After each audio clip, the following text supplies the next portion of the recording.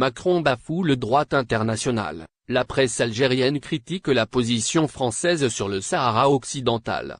En Algérie, la visite d'État au Maroc du président français Emmanuel Macron a été suivie avec attention par quelques journaux locaux.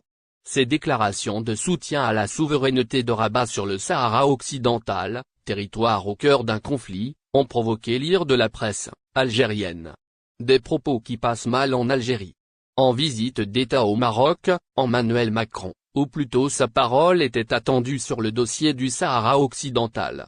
Érigé en cause nationale par Rabat, cette ex-colonie espagnole, dont le Maroc contrôle près de 80% et que l'ONU considère comme un territoire non autonome, fait l'objet d'un conflit depuis un demi-siècle entre le pouvoir marocain et les indépendantistes du Front Polisario, soutenus par Alger.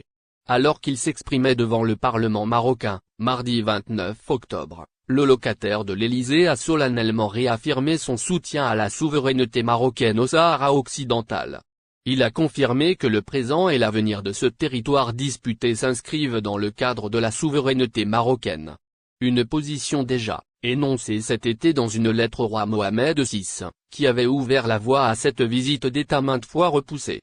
Des déclarations mal accueillies par Alger. La presse algérienne a critiqué avec virulence la position d'Emmanuel Macron. Sous le titre Macron bafoue le droit international, Algérie Nouvelle Fenêtre a rappelé que le soutien renforcé, annoncé fin juillet par Paris à un plan d'autonomie du territoire proposé par Rabat n'est pas passé sans conséquence en Algérie, provoquant une profonde crise entre les deux pays. Pour le journal algérien, Macron en remet une couche. Au risque de sectionner définitivement le fil d'Ariane qui le retient encore à Alger. Algérie a rappelé qu'Alger a retiré avec effet immédiat son ambassadeur à Paris dès fin juillet, après l'annonce française dénoncée par l'Algérie comme contribuant à consolider le fait accompli colonial marocain dans ce territoire. Le quotidien a cité des représentants sahraouis insistant sur la tenue d'un référendum d'autodétermination sous l'égide de l'ONU, décidé lors d'un cessez-le-feu en 1991, mais jamais organisé. Le rapprochement entre la France et le Maroc s'est fait sur le dos du peuple sahraoui et, sous l'impulsion des lobbies français hostiles à l'Algérie. Toutefois, pour ce média francophone, en contrepartie du soutien apporté au Maroc, Emmanuel Macron devra repartir les valises presque vides et il s'agit d'un marché de dupes car la position française sur le Sahara occidental est symbolique, sans aucune valeur juridique.